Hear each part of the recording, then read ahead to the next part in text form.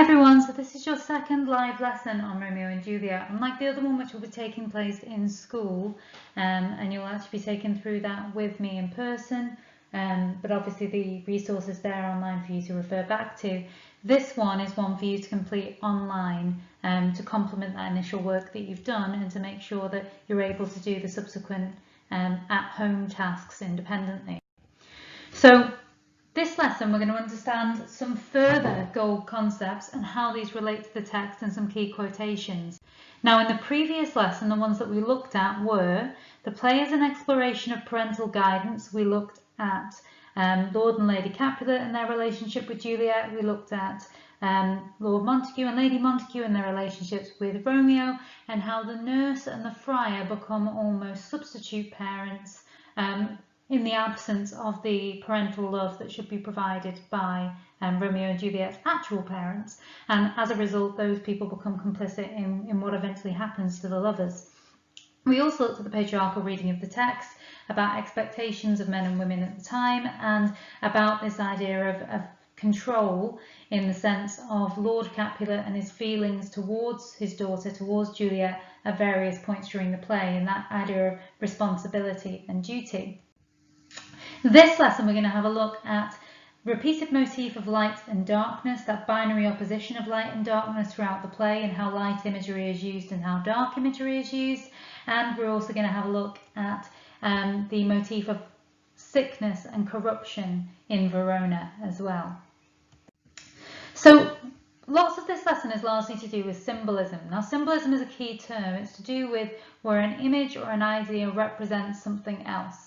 A denotation is the actual thing that it is, and the connotation is what it symbolises and makes us think of. If you do media studies, you'll have heard those words before, but those are really important pieces of terminology to understand symbolism. But it's where something represents something else more deeply.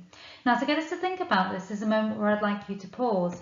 There are two symbols, two denotations that we're going to have a look at, because this binary opposition appears all the time throughout Romeo and Juliet. So those two denotations, those two symbols, are light and darkness. And so what I would advise you to do is just to pause for the moment and just to see what connotations you can come up with. So I want you to create two mind maps for each denotation, one for light and one for darkness, and to surround them with as many different connotations as you can, as many different things as you can that you think of when you think of light and darkness. Okay, when you've done that, what I'd like you to do now is to swap your colour, swap your pen to a red pen if you've got one at home, or otherwise just a different pen. If you haven't, just continue as you are. So let's talk about some of the connotations of light. Connotations of light might be things like hope, joy, goodness, safety, innocence. Whereas, and often also to do with religious connotations as well. Things like Jesus was often known as the light of the world. We represent light often is used to represent things to do with kind of biblical imagery, and Jesus is the light of the world, therefore representing that idea of innocence and goodness and being free of sin. Darkness, on the other hand, often represents danger, fear, but it also represents sin. It also represents evil. It also represents, on the other side, often secrecy or mystery as well, because if you think about the idea of the shroud of darkness, the shroud of night, and how that might allow you to do things unseen. So it's got lots of different connotations in those two symbols, and those are what we're going to talk about in a little bit more detail. So to talk about this and this kind of split idea, we're going to look at a few words today that are really important for discussing the gold. The first one of these is duplicity.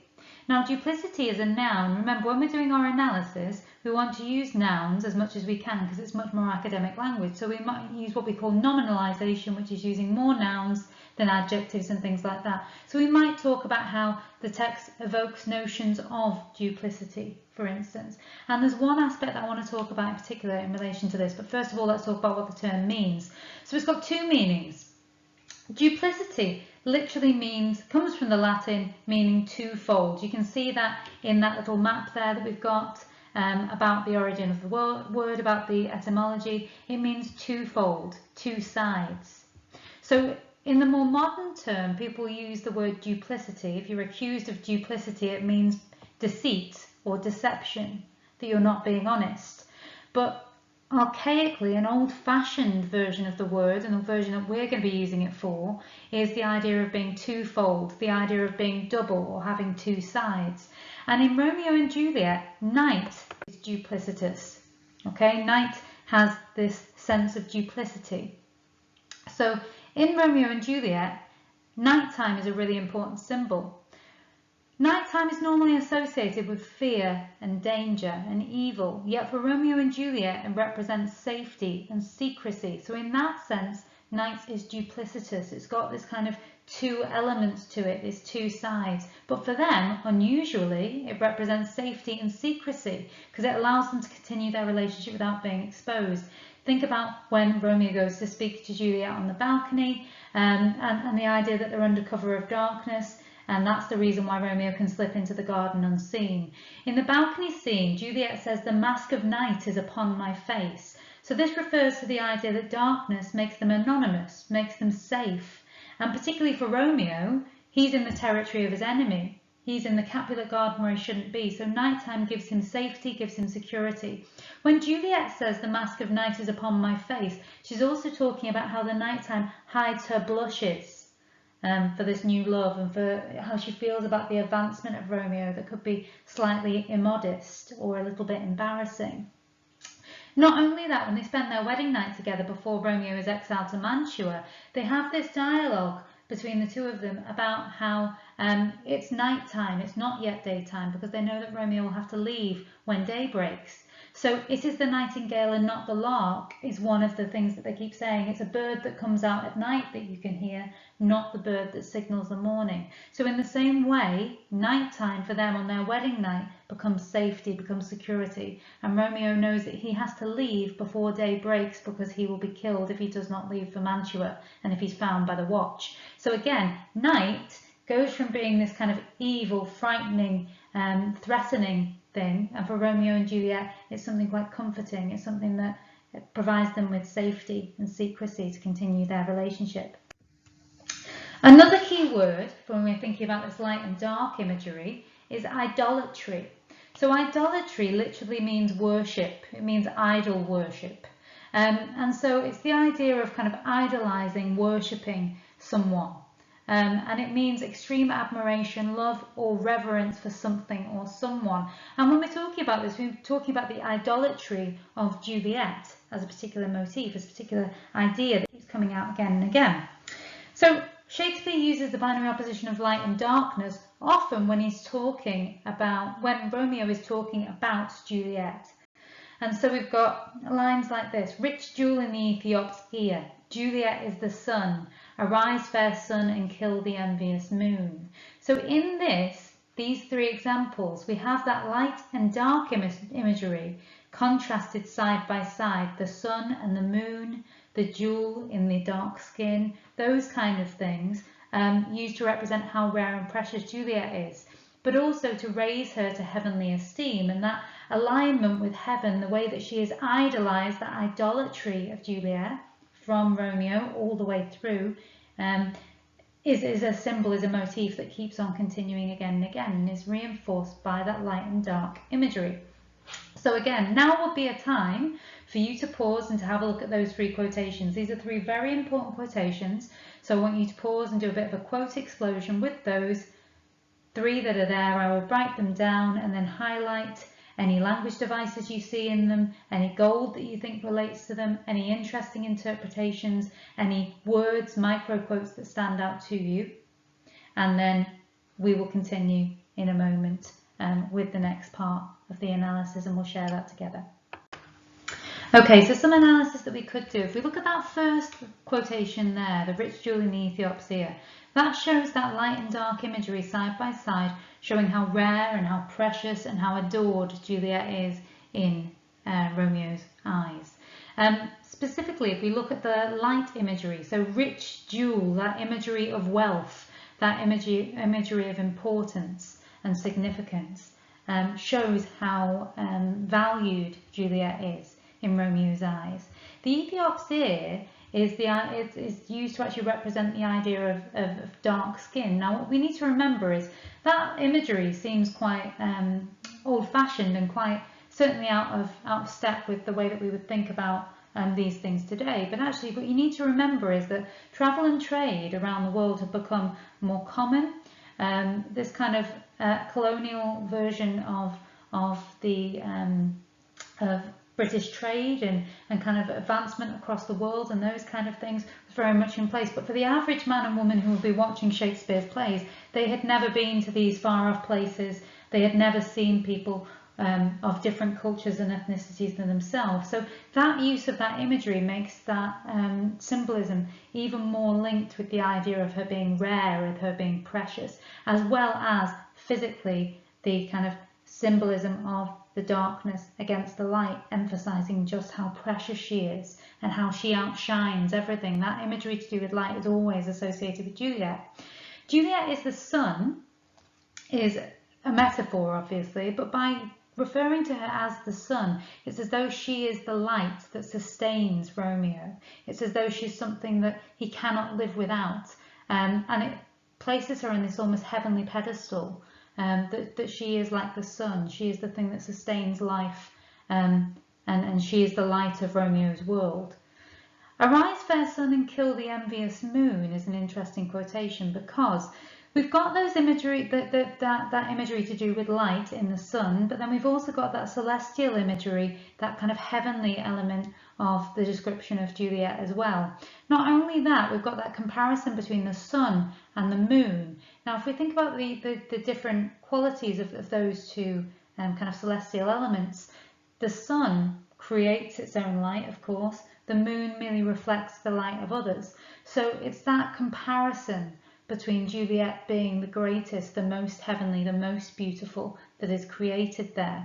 Not only that, but if we think about the fact that Romeo believed previously that he was in love, and now of course he's seen true love with Juliet, some students in the past have said, of course, that the envious moon could represent his love for Rosaline, that has now been overshadowed by his real love for Juliet, and that imagery to do with the sun.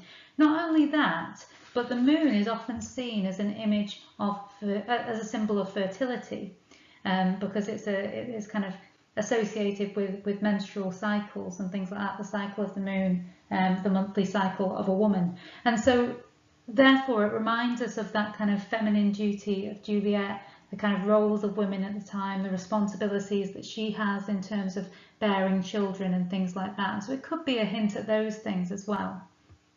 Okay. Another word of the lesson that we're going to have a look at now for the second idea to do with the gold. So that was the idea to do with light and dark imagery. So night being kind of supportive, safety, secrecy, while it's normally this image of fear and danger, and equally the idea of Juliet and those connotations to do with light. We're now going to have a look at the symbol of sickness and corruption and that idea throughout the play. And again, word of the lesson this time is parasitic. Now there is a great story that goes along with this word, which is how I always teach it and which is, I think, a great way of remembering it.